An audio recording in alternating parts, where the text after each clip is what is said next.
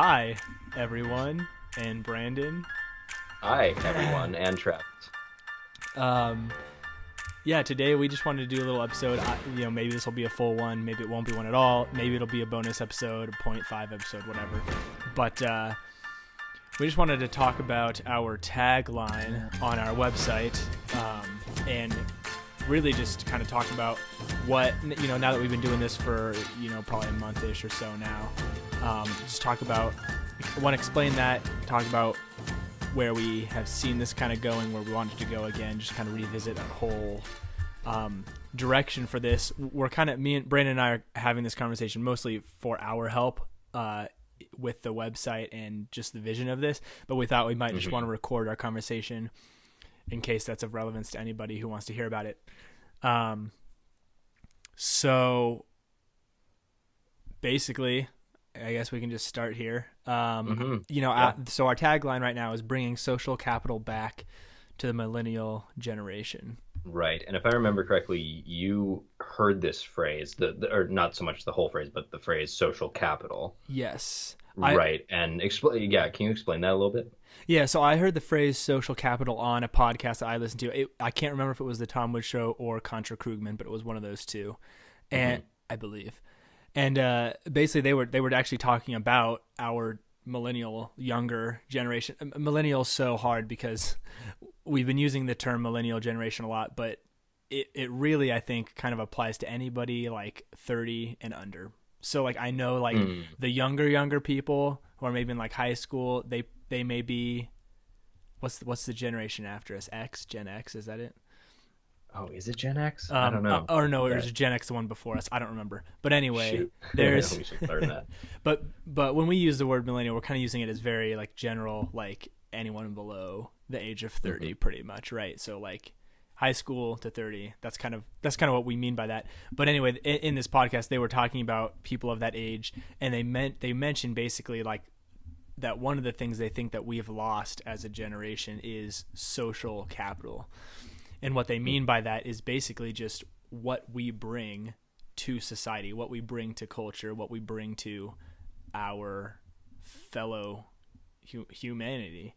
And they were talking a lot about how, and basically the reason that this is the case, or that they're making this argument, we could say, whether you agree with it or not, is that we've just had very easy lives. And so we just don't have either the experiences or the know-how or the skills to bring something of value to society as a whole. So, we haven't been working, and like I know some of us are the exception, like you being one of them. Like we haven't been working since age 14 or whatever it was. Well, I don't remember when you got that job at Chick-fil-A. 14, yeah. There we go.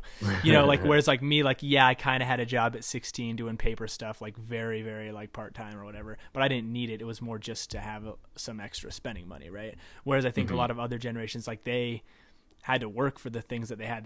They all had to work up and save and buy a car like you did, like my parents gave me my first car, being like one of the older cars that they owned. And that was, a huge blessing. I don't take that for granted. However, I think that can cause kind of this, just relaxed way of living and not having anything that I'm kind of bringing to the world until later on in my life, I'd say like post-college. So anyway, that's where this term social capital came from. And I really liked the term because I was like, man, that's a good, I mean, when we hear capital, we think of money a lot of times, in like business, but really there's a social, I think there is social capital. And I think that that's something that we want to help people with as a whole, younger generations. So I think that term is kind of nice because it can cover a lot of different things, right? It can cover people, it can cover their, the skills that they have. It can cover like the attitudes that they have. It can cover, personal development, self-help. It can cover financial. It can just cover a whole lot of what it is that we're trying to do here. So I like the phrase, but I think not everyone understands the phrase.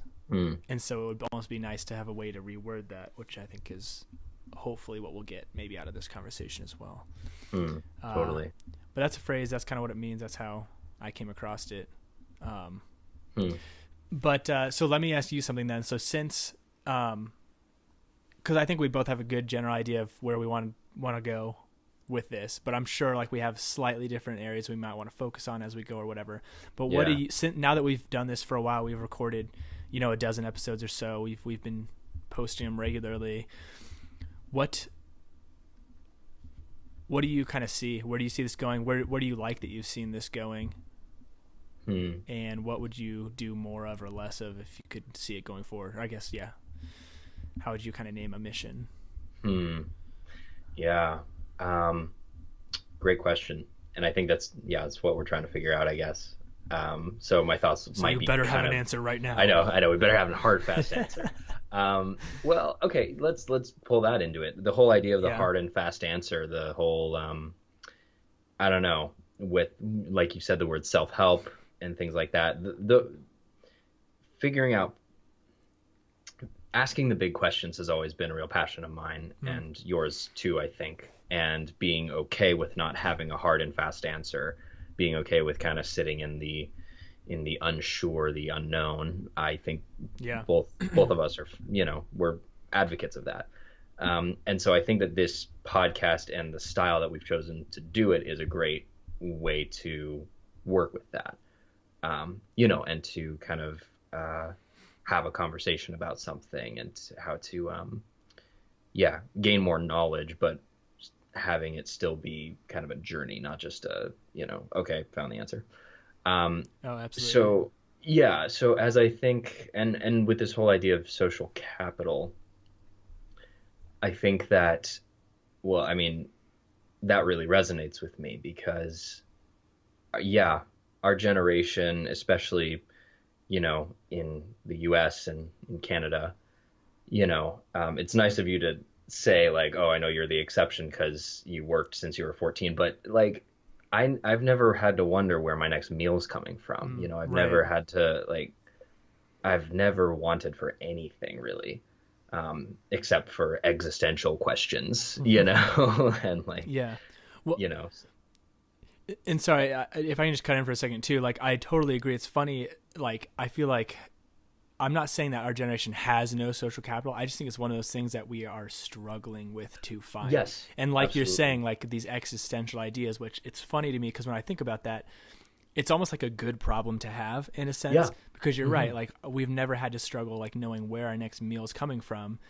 But it reminds me of, you've heard of Maslow's hierarchy of needs, the pyramid, right? And it's like, like food and water, air, like, and then as you get up, like as you have those things secured, you get high, up this hierarchy in the pyramid, and like self-actualization and stuff like that is what's at top. And I feel like it's almost a blessing to have that problem because it means that everything else is met in our lives. So someone who's worrying about food, self-actualization, those big like questions, they're not even on their mind because they're worrying about, they have way more pressing matters. So the fact that we can be thinking about these things, talking about things, shows how just well off we are and how like blessed we just have so much, and we should be using that for better, to have good social capital. And so I just wanted to say, it makes me think of that. And I think, sorry. No, that's awesome. Thank you for kind of, focusing that idea that I was kind of pawing around. I think that this whole self-actualization and existential questions and things like that, I think that that's something that our generation has a real chance to help with. I think that it's I don't think it's any coincidence that mental health has been taken so seriously, or is starting to get more and more research data behind it, more, what am I trying to say? Yeah, it's just taken more seriously. It's given more, help me out here. What's the word I'm looking for? It's attention or intentional or awareness. I don't know. Awareness. Jeez.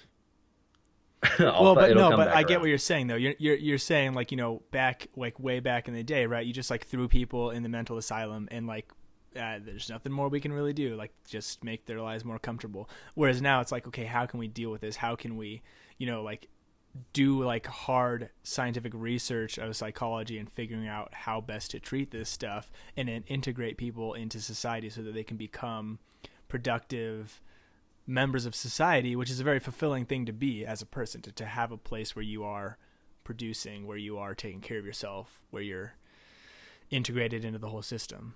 Yeah, People are left absolutely. way, way better off. So Absolutely. Thank you. You're just kind of filtering all my thoughts for me. I appreciate it. But yeah, I think that our generation is going to take that more seriously. I think that questions about, yeah, about religion and about meaning and purpose and science, I don't know, just all of it. I can see us making really cool advances. I think that, yeah, and I think what we're kind of wondering ourselves is what are some of the obstacles, I mean, that's kind of a real mm-hmm. utopian sort of, dream we're going for here.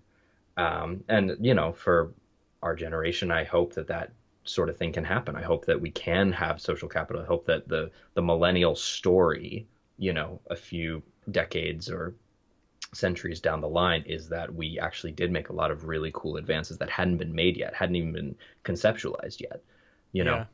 Yeah. But what's standing in our way? What is it? And if I can offer up a first thing that I think is standing in our way, I think Mm-hmm. it's laziness. Just yeah, or yeah, idleness, whatever you want to call it. Just Yeah. we've been given so much. We haven't had to fight for the lower needs on the pyramid. Of course, talking in generalizations here, there's a lot of inequality in America too. So there's that as well. You're not allowed to So speak it's about not. America. You're in Canada. Yeah, I know. I'm just kidding. Yeah. Yeah, no, sorry, do you have more thoughts on that? Well, just kind of going like just laziness. Yeah. You don't need to fight for stuff your whole life. And if you're kind of unsure, we've talked about being unsure of what you want to do and Mm-hmm. all this stuff. And there's so much choice all of a sudden. There's all this excess, and excess in entertainment, excess in, yeah, in ways to spend your time. It's going to be hard to get kind of focused, and then that kind of leads to laziness. So that would be the Yeah. first thing that I'd offer up as something that's standing in our way. Yeah, no, and I would totally agree with that. I was just going to say, like, I think that, you know, talking about how well off and how blessed we are and stuff like that, it's almost like a double-edged sword, because we have such a good place where we haven't had to worry about things, and at the same time, like, that causes us to maybe become, like you said, lazy or just complacent or not do so much or just expect that things are going to continue to be easy instead of using that place, like that starting off place of being so well off, to like do even more, to just like use it as a launching post for, whatever else it is that we can do. So yeah, I mean, I totally agree. It's like our biggest opportunity, but also like our biggest curse or obstacle, I think, Yeah. both at the same time. And I think Just because, oh, sorry. no. I was just going to say, like, and I think that, going back to where you're saying, like, with what we're doing, being okay, you didn't word it this way, but being okay with not being okay, right? Like sitting in the Yeah. uncertain, like, and that can be a huge, I think that kind of comes from this as well. Like, we've always kind of been told what to do. Like, we just go with the flow. Like, it's very simple, very structured.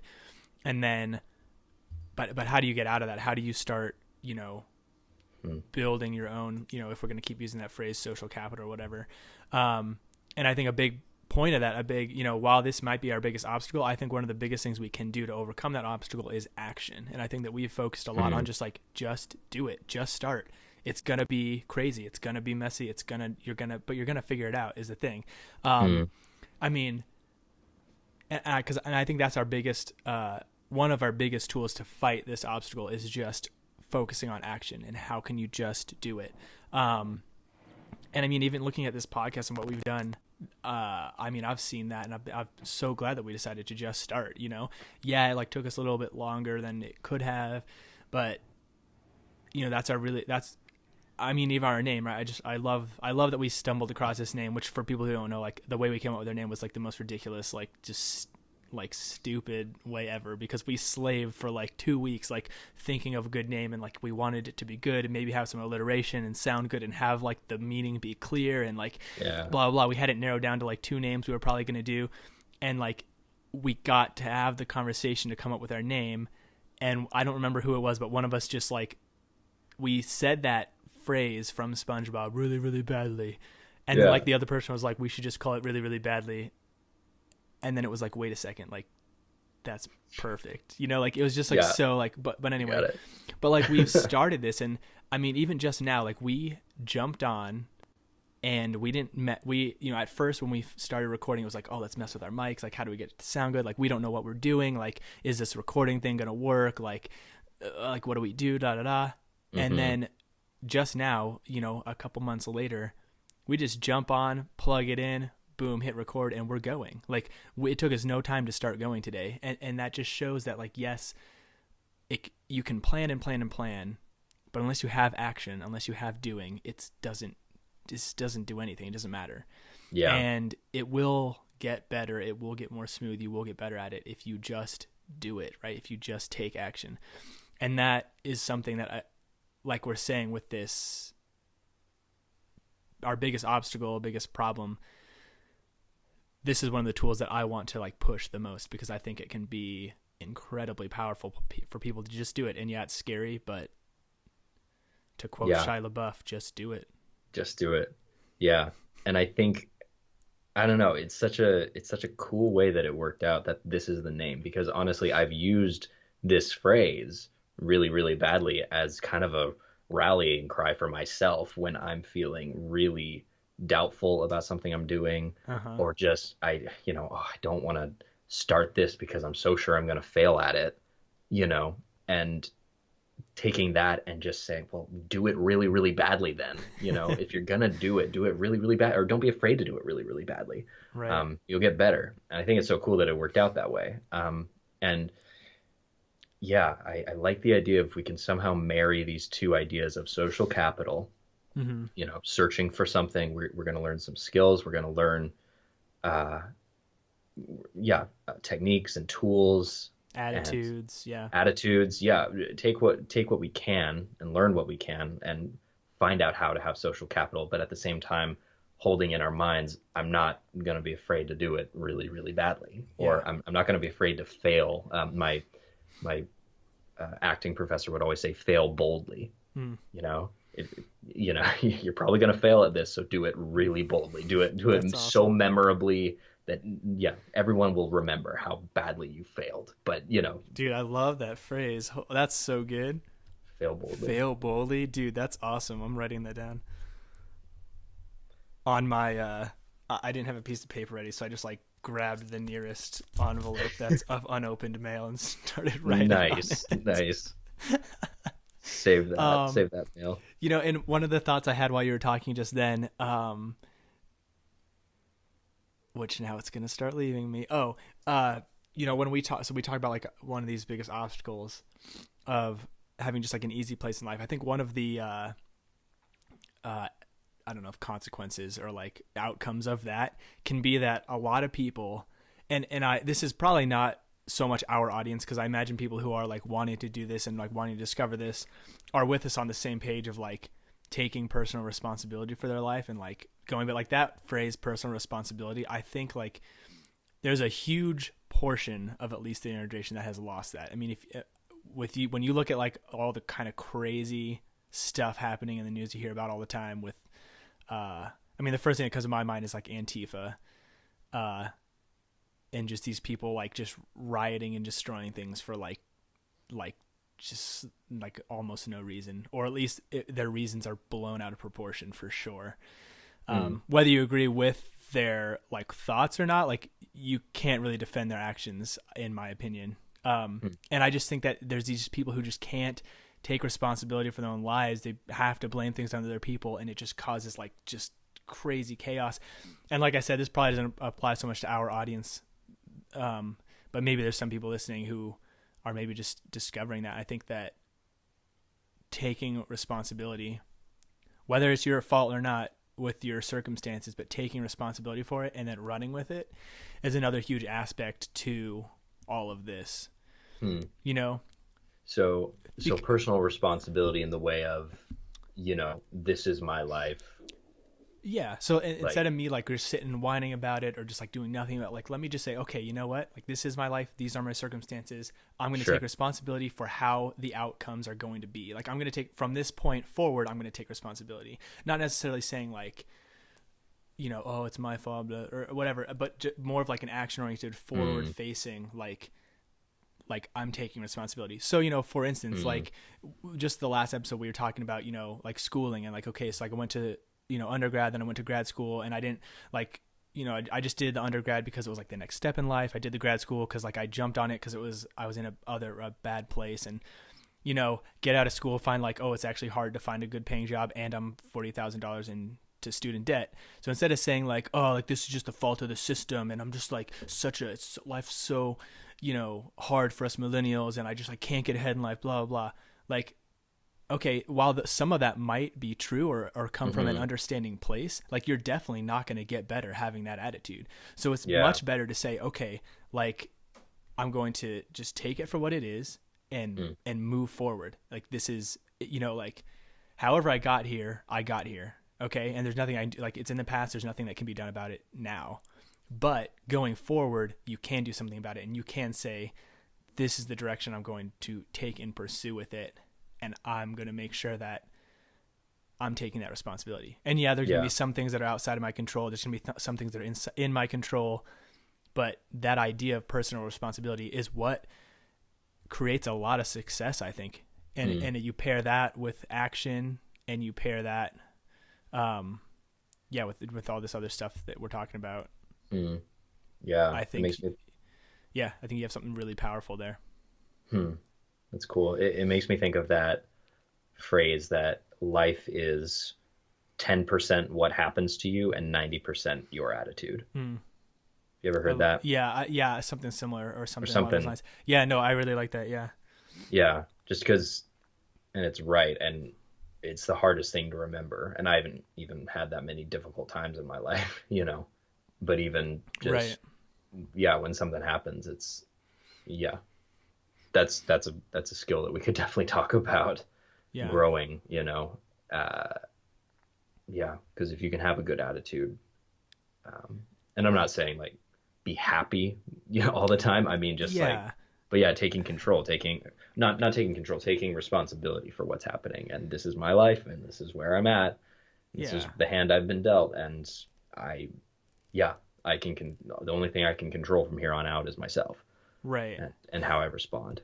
Yeah. And I think you're right. Like, it doesn't mean that you have to be like this happy, just like, life's hunky-dory. Like, that's definitely not true. Like, there are times that like life can really suck.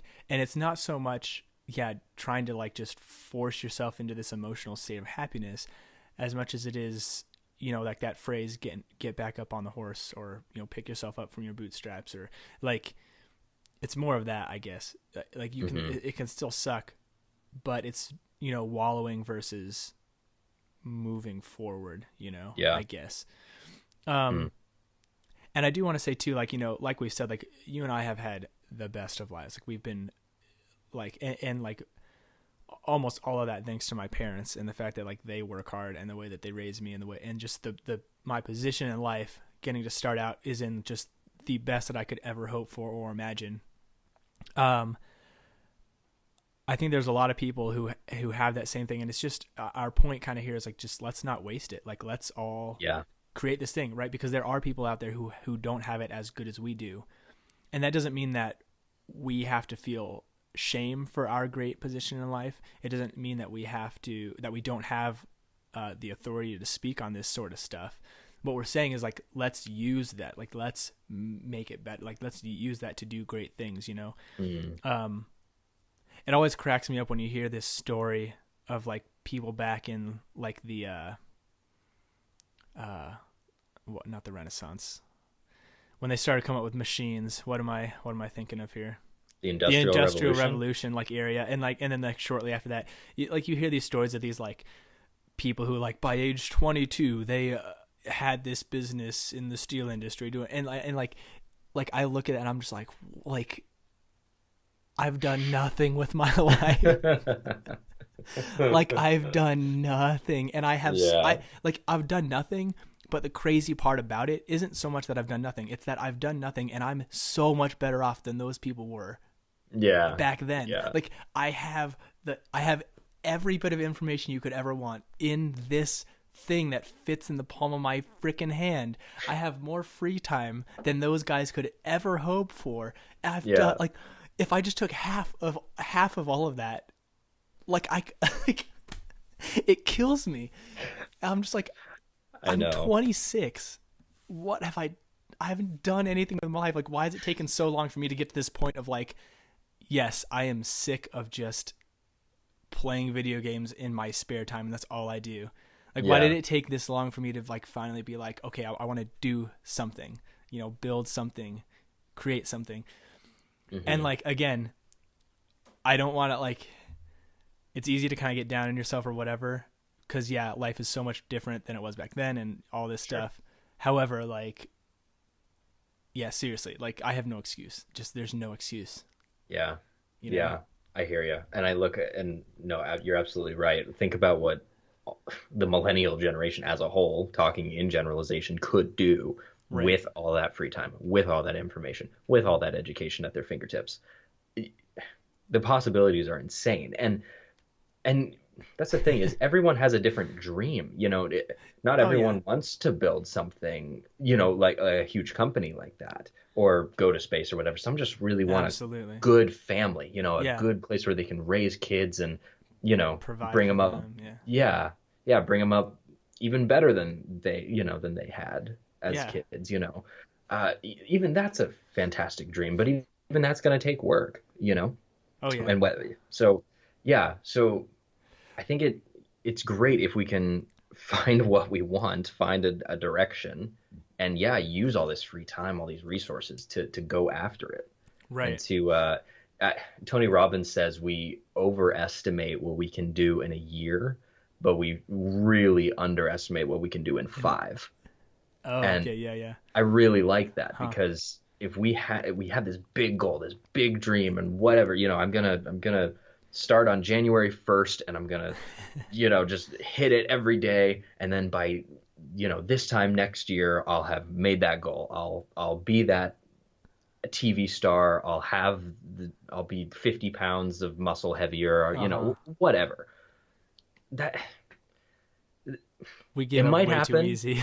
Yeah, it might happen, but you're like, it's a year away and all this stuff.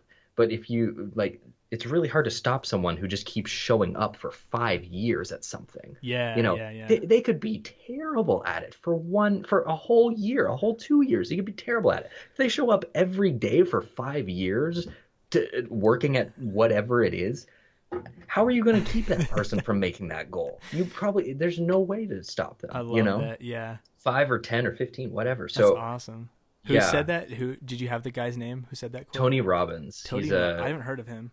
Yeah, he's this big guru kind of self-help guy, and he has a fantastic and very interesting documentary on Netflix called "I Am Not Your Guru."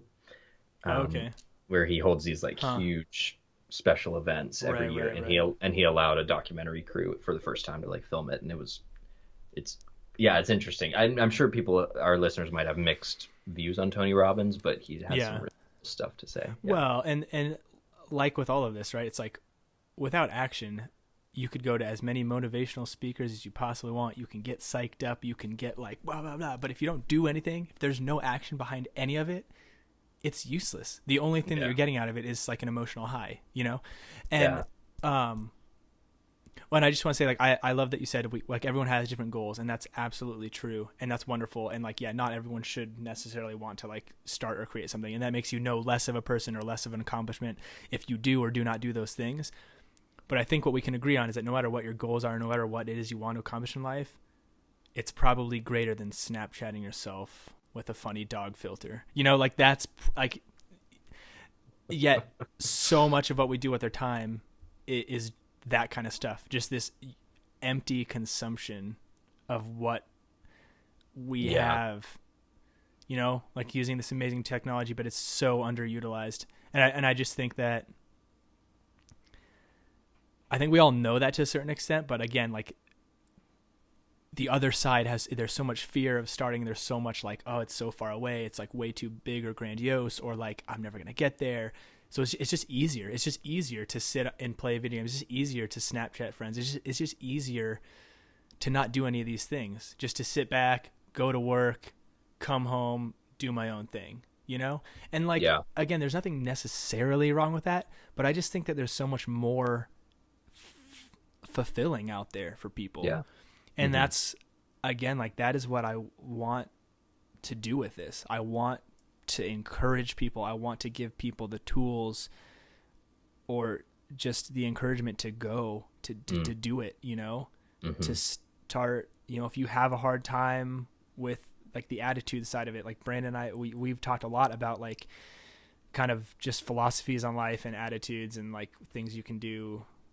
You know, I don't know if you have just whatever it is we're talking about. I want it to kind of tie back to this idea that we're talking about, multifaceted idea. So yeah. And I mean, I'm not always a huge fan of the on your deathbed argument, because it's kind of a trump card for anything. Right. But it's kind of true. You know, what when at the end of your life, what are you going to be happy that you did or built? It's probably not going to be those hours you spent on Snapchat, YouTube, Instagram, whatever. Yeah. It is. Yeah. So taking a second to zoom out is kind of what I want really, really badly to be. I don't want it to always be super heavy and, you know, oh, poo on us for not doing all this stuff, grandiose stuff, because real life is kind of monotonous sometimes, for sure. Yeah. And there's, Sorry, go for it. But being able to zoom out for even just an hour a week is honestly so good for me to talk about the stuff that we're talking about. I think it would do people of our generation really well to, I keep using that phrase, I keep using it wrong. I think it would really benefit people our age to zoom out and to think about kind of the bigger picture and what they want and what they're hoping to accomplish. Yeah. Well, I think, you know, you mentioned monotony, and we'll definitely, I'm sure, do something on monotony, because I have a few thoughts on that. But like, monotony is how you accomplish a lot of those things. Yeah. Because it is just that, like, day in and day out, and like over time, like you said, for 5 years, the problem is I think sometimes we don't give enough thought to where we're going with any of it. You know what I mean? So yeah, taking that step to zoom out, you know, take stock of where you're at, where you want to go, all that stuff, then you can enter the monotony with a lot of purpose, and then it's fulfilling. Then it's something that you can do with you know, as much joy as possible or whatever. There was something else you said, I forget what it was though, and I had a thought and then it left me. Cool story, bro.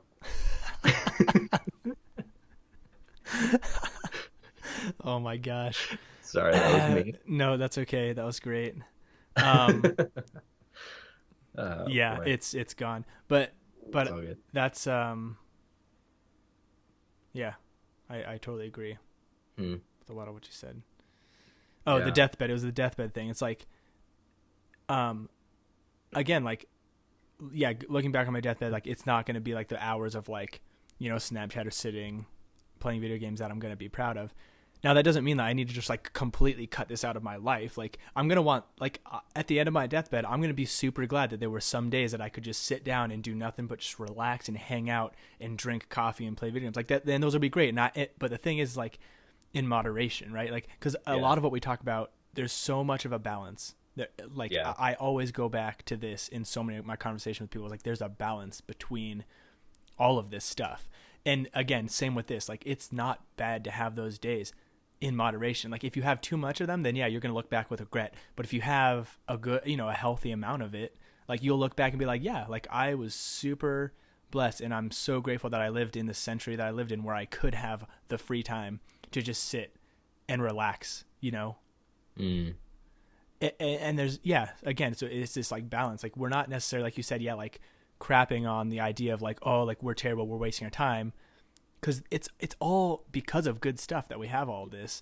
It's true. We're just saying, right, like that there's a balance. Yeah. And that's what I want to bring to people, or help to bring into people's lives, is this balance, because you will be a more fulfilled, a more effective, a more helpful, a more impactful person with that kind of balance in your life. Mm-hmm. I really do believe that. And the more and more that I find it in my own life, the more I experience that, right? Mm-hmm. And definitely not great at keeping that balance, but I think we're all getting there, and that's a good point. Yeah. So definitely. Yeah, I agree. I like some of the thoughts we got here. Cool. It's really good. Yeah, I made some notes. We'll this is good stuff to revisit. Yeah. Well, and just be reminded of. Yeah, it is. And then something, I guess, unless you have like more thoughts that come up, which let me know if you do, but something I'd say just to the people listening, we talked about this in the one we recorded the other day, but like, we really do want to help, like all this stuff that we just talked about for the last half hour. Like, we do want to help people with this stuff. We truly want to create some place where people can go to talk about these things, to discover these things, to figure it out in their own life. And I think there are some, being online, there's a huge opportunity to do that. But I think lots of times there are like websites or podcasts or whatever it is, YouTube channels that tell people like, continue the conversation, like, keep it going, when all they really mean is like leave a comment so that we have better ratings. And like, well, that's all good and fine. Like, a lot can happen in the comment section and stuff. Like, we really do mean it, and we mentioned it last time, we'll mention it again here, is like, if you want to be a guest writer, you have something you want to write about, like, let us know. Like we want to create a place where people can also contribute to this whole idea that we're trying, this community that we're trying to get going. If you have a subject that you'd love to talk about, like, let us know. Like, maybe there's a chance we can get you on the podcast, like, or make a video or whatever it is that we can do. If you have something that you're doing that's a completely separate project that you think would be great for us to do a shout out at the end of like the episodes that we do with our things that inspired us, like, let us know, because we truly do mean it. Like, we want to create this community. And I think that a way that we can do that is by inviting people to do that. My second thought is gone as well, because apparently it's just one of those mornings. It's just one of those mornings. Yeah. It's all right. That's okay. Yeah, I would just second what Travis said. Like, please let us know what you're thinking, what your thoughts are. And we want to expand this community as much as possible, because I think that when the conversation is opened up, it can really provide some good stuff. So yeah. And while we might be small now and don't have so much of a reach, like, if there's anything we've done that people have then taken and gone and done something with, we'd love to hear about it so we can share with others. We'd love to inspire others and keep all of it going. But yeah, this was super helpful for me. We may, hopefully we'll get that tagline changed or something, or if we decide it's going to stay, then at least people understand more of why it's there, I guess. Yeah, totally. And yeah, if anyone's got any ideas, let us know as well, because we're always open to that. That was good, man. Yeah. That was a good convo. Yeah, I enjoyed that. It's a nice start to my day. Yeah, even if others didn't like it, that was good. It's like I don't drink coffee, so this was like a nice caffeine shot to the brain. Nice. Brain food, brain drink. Ears and eyes. Oh, a brain drink. A brain drink. Yes. Yeah, no, dude, thanks for doing this. I love doing this stuff. I was just listening to one of the episode we're going to release today, and it's just like, man, I just love, like, this is just great. Yeah. These conversations are good. Like, I need this in my life. So thanks for doing this. It makes me happy for sure. Dude, back at you. So. It's the best. All right. Well, okay. I'll talk to you later, and maybe we'll talk to some listeners soon as well. Alrighty. That sounds good. I love you, bro. Love you, man.